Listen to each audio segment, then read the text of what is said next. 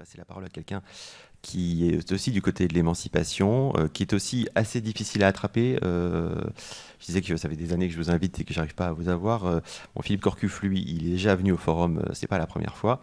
Mais c'est aussi quelqu'un qui est difficile à attraper, notamment parce qu'il refuse d'être assigné à résidence. On ne sait pas toujours où le situer. Il est entre les sciences politiques, la sociologie, la philosophie. Politiquement aussi, il est un peu partout. Il a été au Parti Socialiste, il a été chevènementiste, je crois, à un moment donné. Il a été au nouveau, trotskiste, avec les trotskistes, je crois, à un moment donné. Maintenant, il est à la Fédération anarchiste, non? Quelque chose comme ça. Il l'a quitté, voilà. Enfin, oui, ça va très très vite. Je me souviens que j'avais assisté à son HDR, son habilitation à diriger les recherches, dans une petite salle surchauffée il y a quelques années. Et le sociologue François de Saint-Gly, qui était dans le jury, lui avait dit, Philippe a été tour à tour rose, vert, rouge et noir, mais scientifiquement, quelle est sa couleur, on ne sait pas trop.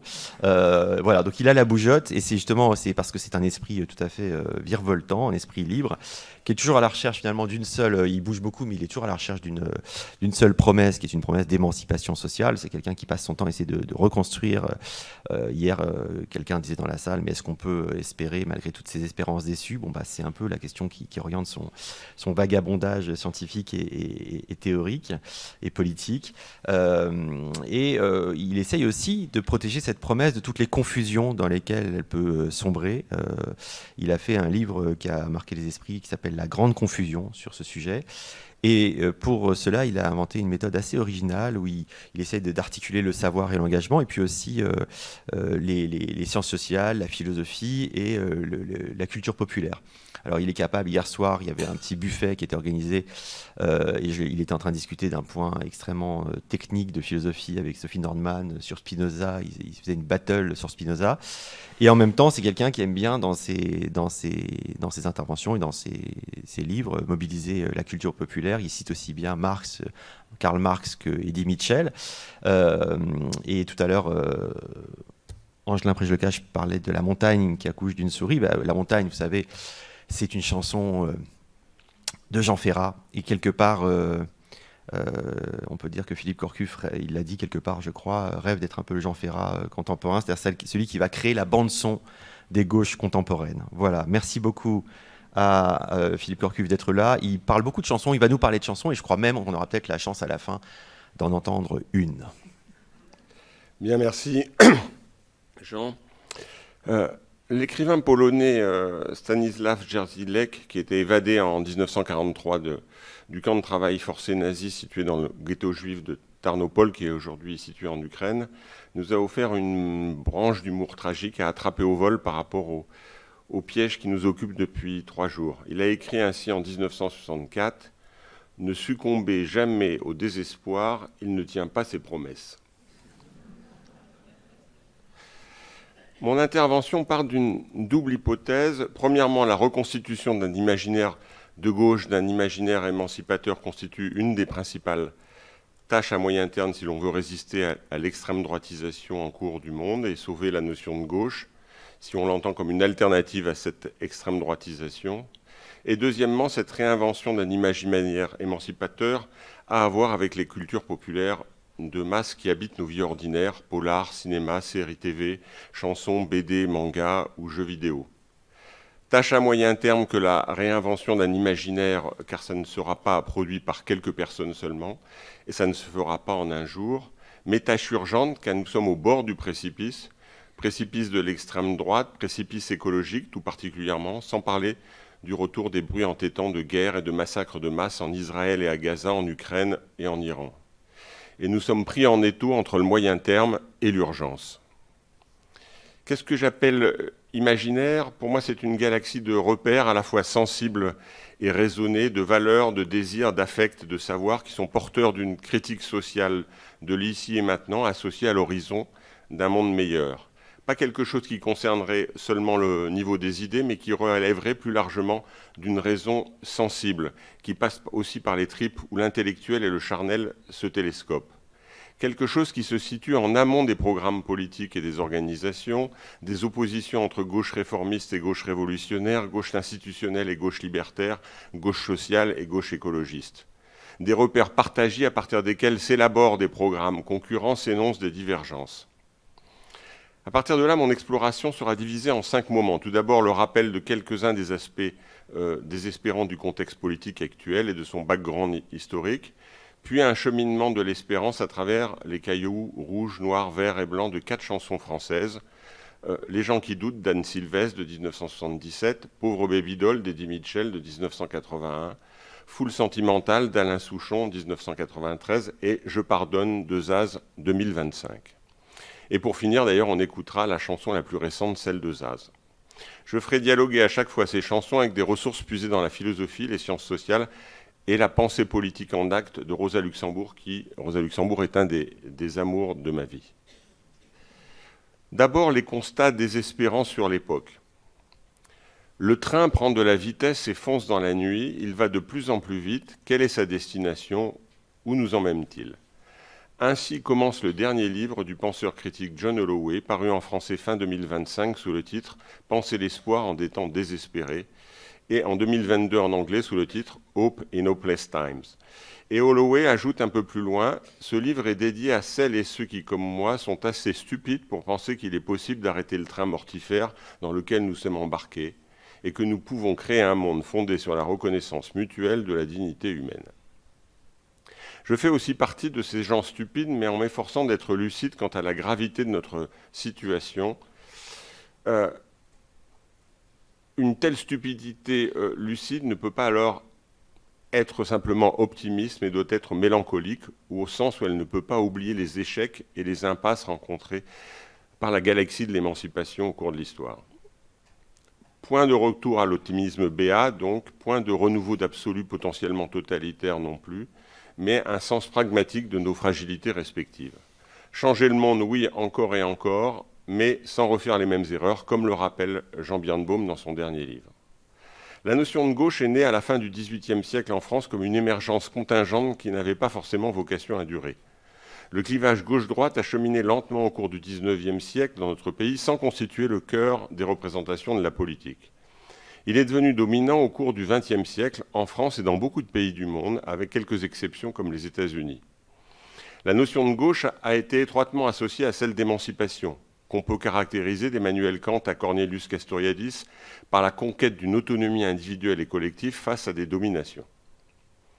La dimension collective s'affirme avec le mouvement socialiste, alors que chez Kant, l'autonomie est d'abord individuelle, même si elle réclame des conditions collectives comme le libre usage public de la raison.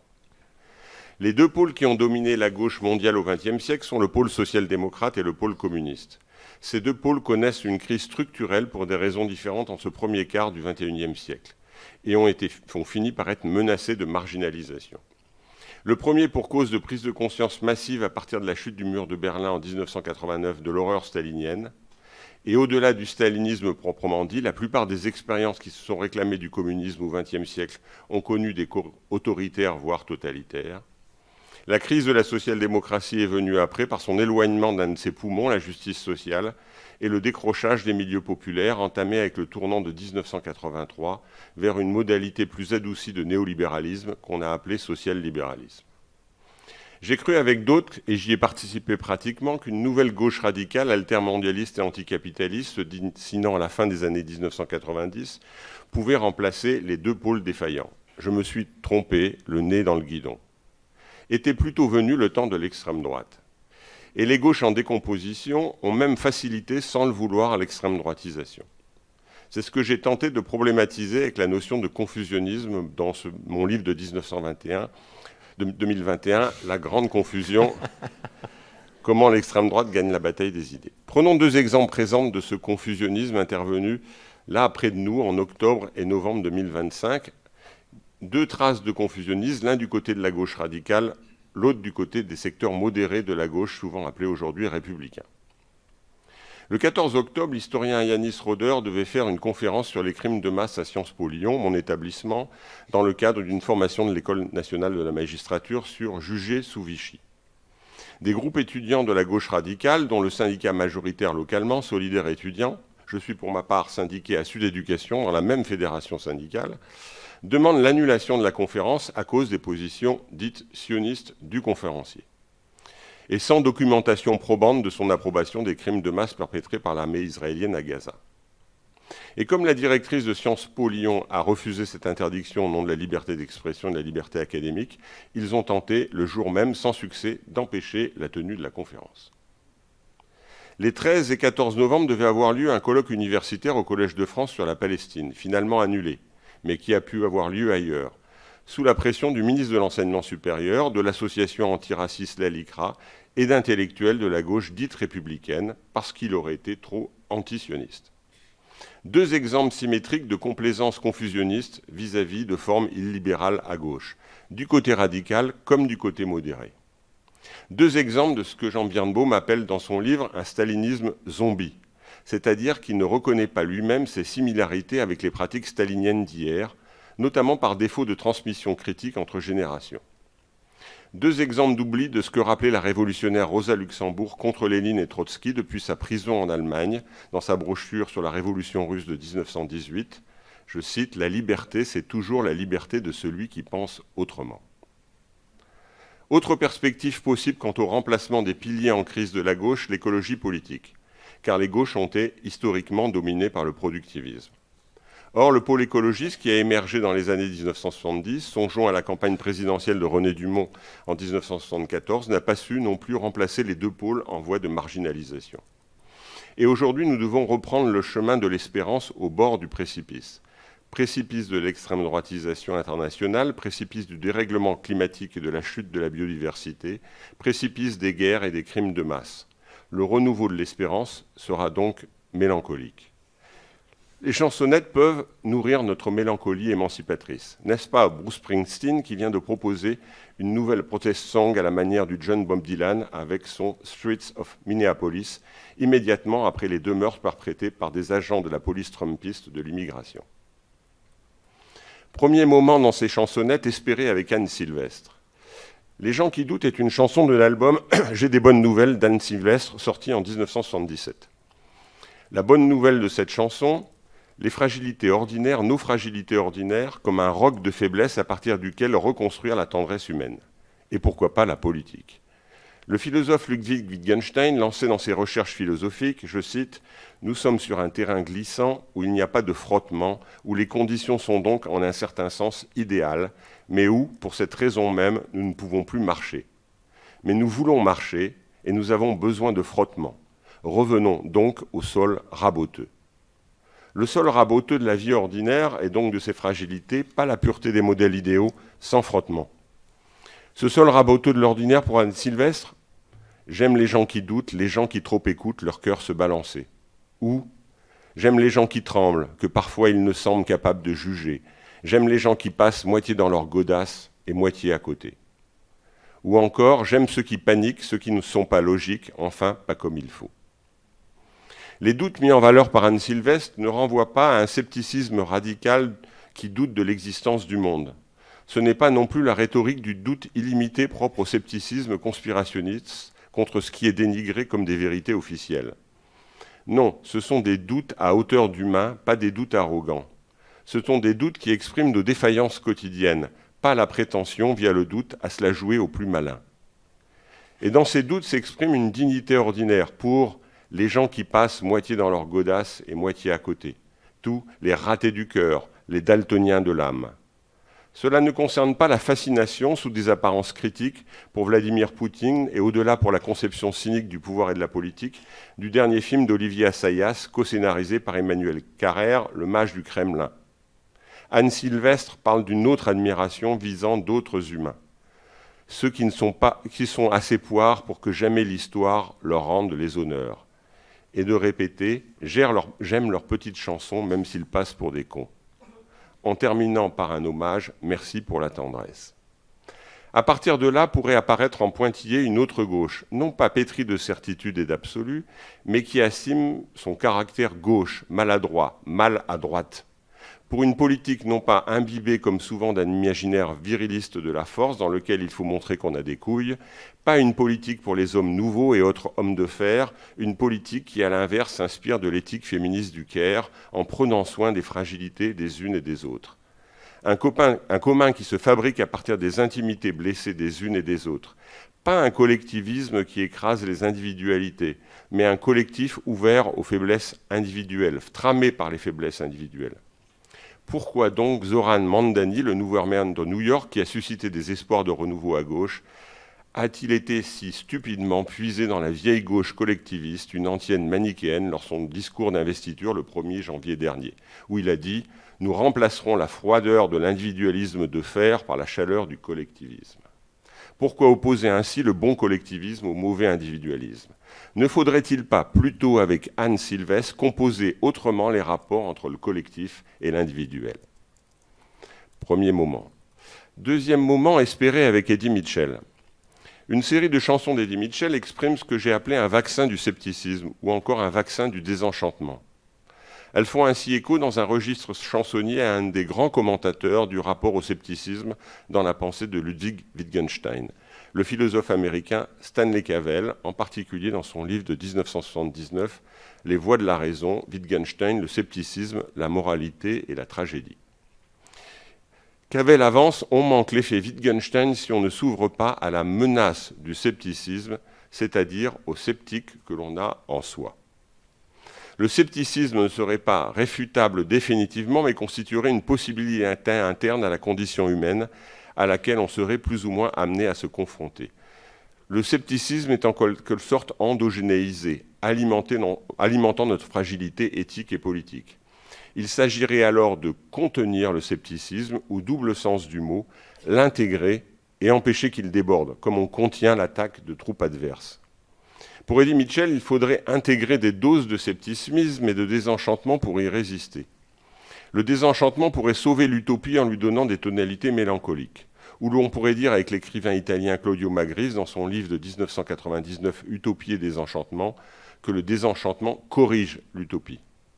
Cette figure trouve une intensité particulière dans la chanson Pauvre Babydol de 1981. Mais 1981 n'est-elle pas l'année de l'envolée de l'espérance à gauche en France, précédant sa chute dans le désenchantement? La chanson conte les états d'âme d'une jeune fille qui porte un regard critique sur la vie de ses parents et plus particulièrement sur le futur qui les a jadis motivés et qu'ils n'ont pas su réaliser. Ses parents ne sont plus rien que deux étrangers, ils ont oublié qu'ils se sont tant aimés, la vie les a doublés, c'était pourtant pas loin l'Amérique quand ils en ont parlé. Et Eddie d'ajouter, elle se promet de ne plus jamais rêver. S'exprime là une lucidité sceptique sur la vie à travers l'expérience des plus proches, les parents. La vie les a doublés. Mais déjà dans ce scepticisme, il y a comme de l'espoir refroidi, la double nostalgie de l'amour et de l'Amérique, d'un ailleurs par rapport à la vie imposée, conforme. Cet espoir refroidi va continuer à faire son chemin, puisque l'espérance d'une vie autre et le scepticisme vont de nouveau se trouver en tension. Aimanté par la possibilité d'un ailleurs, Eddie chante alors « Même si c'est bien loin l'Amérique, partir c'est l'approcher, il y a bien une Californie quelque part où aller. » Ensuite, il se rétracte dans un recul qui n'est toutefois pas complet.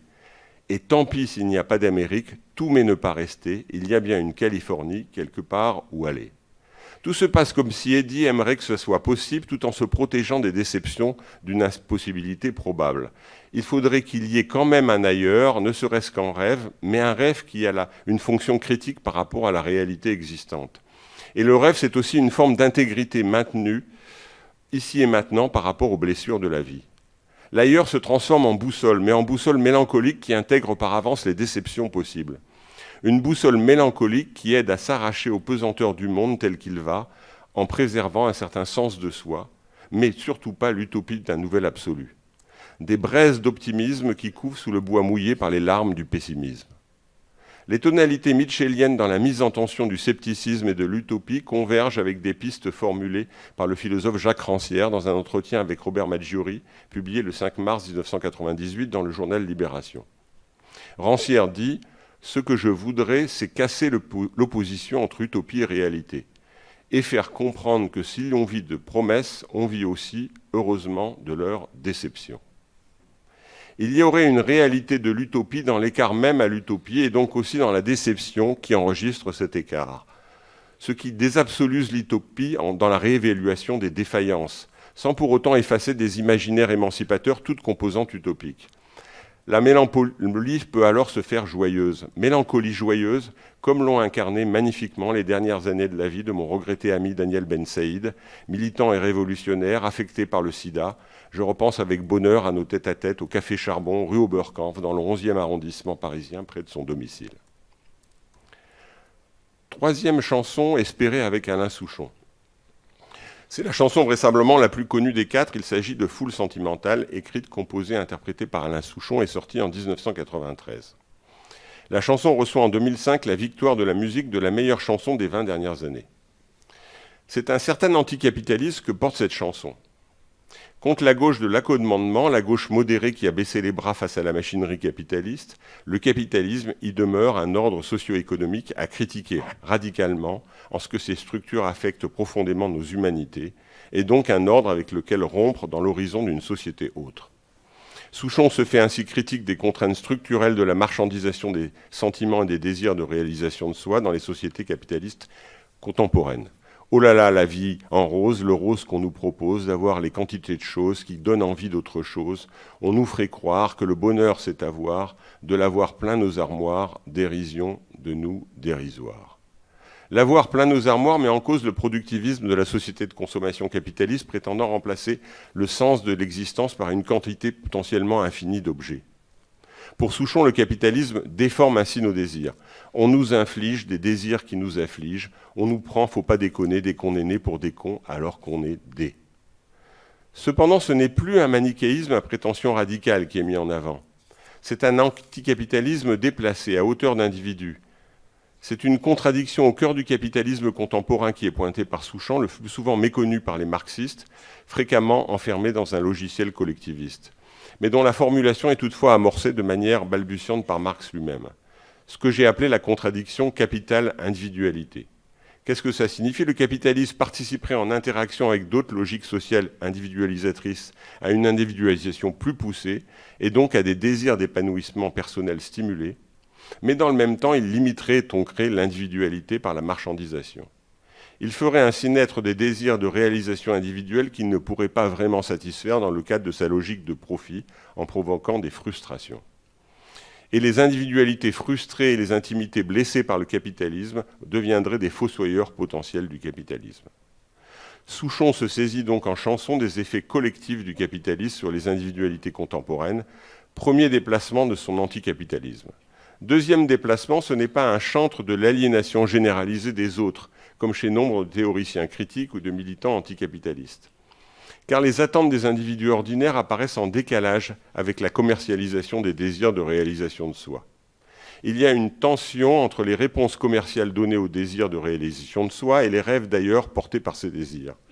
Foule sentimentale, on a soif d'idéal, attiré par les étoiles, les voiles, que des choses pas commerciales. Que des choses pas commerciales, et de préciser du ciel dévale un désir qui nous emballe, pour demain nos enfants pâles, un mieux, un rêve, un cheval. Troisième déplacement par rapport à un certain anticapitalisme classique, c'est la victime du capitalisme, le narrateur, qui énonce la critique. Souchon utilise le « on » et le « nous ». La critique est donc intérieure. Les penseurs critiques, l'avant-garde révolutionnaire et ou les militants n'ont pas le monopole de la critique sociale. La critique sociale se fait ordinaire. Enfin, quatrième déplacement par rapport à un anticapitalisme standard, une distance humoristique vis-à-vis de nos faiblesses ordinaires. Et pas une ironie vis-à-vis des autres, mais une auto-ironie marquée par le « dérision de nous dérisoire ». Dernière chanson, Espérer avec Zaz. C'est la plus proche de nous, sortie en 2025, Je pardonne. Les paroles et la musique sont d'un auteur-compositeur belge, Noé Prestzov. Friedrich Nietzsche est un des premiers à avoir traité philosophiquement dans la généalogie de la morale en 1887 des dégâts du ressentiment. Cette haine inassouvie que seule une vengeance imaginaire peut indemniser selon ses mots. Dans le sillage de Nietzsche, le philosophe allemand Max Scheler parle dans son ouvrage L'homme du ressentiment de 1912 d'auto-empoisonnement psychologique. Car c'est celui qui rumine qui est d'abord et principalement rongé de l'intérieur dans le ressentiment. Commentant Nietzsche, Gilles Deleuze parle en 1962 d'un être douloureux. La sclérose ou le durcissement de sa conscience, la rapidité avec laquelle toute excitation se fige et se glace en lui, le poids des traces qui l'envahissent sont autant de souffrances cruelles. Le ressentiment a pu constituer et peut encore constituer un carburant socio-affectif de la politique. Ainsi, Max Scheler parle d'une critique du ressentiment, qui ne critique pas pour détruire le mal, mais se sert du mal comme de prétexte à invective. Le linguiste québécois Marc Angenot en a fait un moteur affectuel dans l'histoire du nationalisme. Je cite, « Il est ce qui soude la communauté nationaliste, la tribu identitaire, dont la cohésion ne résulte que du ressassement collectif de griefs et de rancunes. » L'association avec le conspirationnisme est alors courante. Angenot note, « La vision conspiratoire du monde va de pair avec le raisonnement du ressentiment. Du fait que certains sont vus en position avantagée et sont objets d'envie impuissante, on leur prête un malfaisant projet de domination. » Encore aujourd'hui, la politisation par les extrêmes droites agrège des ressentiments hétérogènes autour de figures malfaisantes, unificatrices, plus ou moins variables en fonction des contextes et des groupes, les migrants, les musulmans, les juifs, les cassos, les woke, etc. Ce que confirme la récente enquête du politiste Félicien Faury sur des électeurs du Rassemblement national du sud-est de la France, voire son livre « Des électeurs ordinaires » de 2024. Cependant, une partie de la gauche peut s'inscrire aussi sur le terrain du ressentiment. Par exemple, autour de la figure récente des ultra-riches, ou celle réactivée après le 7 octobre 2023 des sionistes, donnant de la légitimité de matière confusionniste à des mécanismes socio-affectifs par rapport auxquels l'extrême droite a plusieurs longueurs d'avance et qui ouvrent un gouffre avec la perspective d'émancipation. Dans « Je pardonne », le pardon apparaît comme une réponse émancipatrice face aux maladies du ressentiment. L'amertume n'est pas ma maison, la rage mais pas la rancœur, la colère mais pas l'aigreur. Il s'agit à titre individuel, mais pourquoi pas aussi sur le plan politique, de se dissocier de l'amertume. La rage et la colère sont nécessaires face aux blessures intimes et aux injustices collectives, mais en les détachant de la rancœur et de l'aigreur. Si l'extrême droite peut se contenter d'agréger des rancœurs et des aigreurs diverses, la galaxie de l'émancipation a à faire quelque chose de plus compliqué. Partir des souffrances, des frustrations et des colères face aux injustices, mais en allant au-delà vers des possibilités d'émancipation à la fois individuelle et collective. À l'échelle de l'intimité personnelle ou à celle des dérèglements collectifs, la colère née des blessures est légitime, mais une colère qui ne se perd pas en macérant dans ce que Nietzsche a appelé la cuve d'une haine inassouvie. Le pardon constitue un des chemins alternatifs au ressentiment. Pour arrêter de remuer les couteaux dans mes plaies, chante Zaz.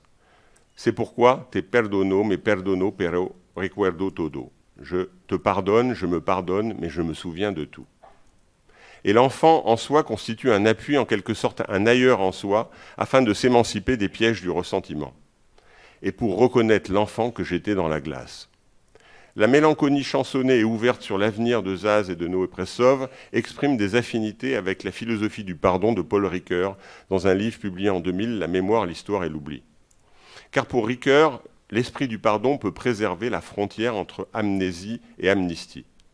Ce pardon non amnésique provenant d'une sagesse pratique. Gaël Fias commente Ricoeur dans un article de 2007. Je cite, « La hauteur du pardon ne consiste pas à oublier, mais à briser la dette, puisqu'il n'efface pas les traces de la mémoire, mais les préserve tout en les délivrant de leur caractère pervers et obsédant. » Ce caractère pervers et obsédant dont la chanson « Je pardonne » s'efforce de se débarrasser en dissociant le souvenir des épreuves passées et la rancœur. Cette chanson fait également écho à des réflexions de Rosa Luxembourg depuis ses geôles allemandes, emprisonnée à cause de son hostilité à la guerre de 14-18, en rupture avec une social-démocratie qui s'était ralliée à l'horreur. Dans une lettre de prison à son ami Louis Kautsky, datée du 15 avril 2017, elle écrit 1917. « Ma chérie, quand on a la mauvaise habitude de chercher une gouttelette de poison dans toute fleur éclose, on trouve, jusqu'à sa mort, quelques raisons de se lamenter. Prends donc les choses sous l'angle opposé et cherche du miel dans chaque fleur. Tu trouveras toujours quelques raisons de sereine gaieté. C'est pourtant Rosa qui était derrière les barreaux et Louise qui était libre. Chez Rosa et chez Zaz, l'émancipation n'est plus seulement conquête d'une autonomie individuelle et collective face à l'oppression, mais aussi un travail individuel sur soi contre la façon dont nous alimentons nous-mêmes notre propre malheur. Et cela ouvre également sur un travail coopératif sur les modes collectifs d'existence afin de faire reculer les séductions en nous-mêmes des politiques de l'aigreur, à l'extrême droite bien sûr, mais aussi à gauche. Notre parcours chansonnant est bien partiel, surtout si l'on pense à notre situation au bord du précipice. À partir de cette exploration se dessinent toutefois déjà des intersections heuristiques. Le roc de la vie ordinaire, le souci de la fragilité, les tonalités mélancoliques, des façons renouvelées d'appréhender les relations entre les individualités et le commun, le refus des absolus et des certitudes ou le travail sur soi. Et puis les cultures populaires de masse sont parfois susceptibles de nous fournir des ressources politisables plus riches que nombre de discours électoraux à gauche, qu'il s'agisse de François Hollande, Raphaël Glucksmann, Fabien Roussel, François Ruffin ou Jean-Luc Mélenchon. Pour l'un de ces candidats possibles à gauche à la prochaine présidentielle, vous pourrez commencer à juger par vous-même cet après-midi et comparer avec Anne Sylvestre, Eddie Mitchell, Alain Souchon et Zaz. Pour ne pas vraiment finir, écoutons alors maintenant justement Zaz.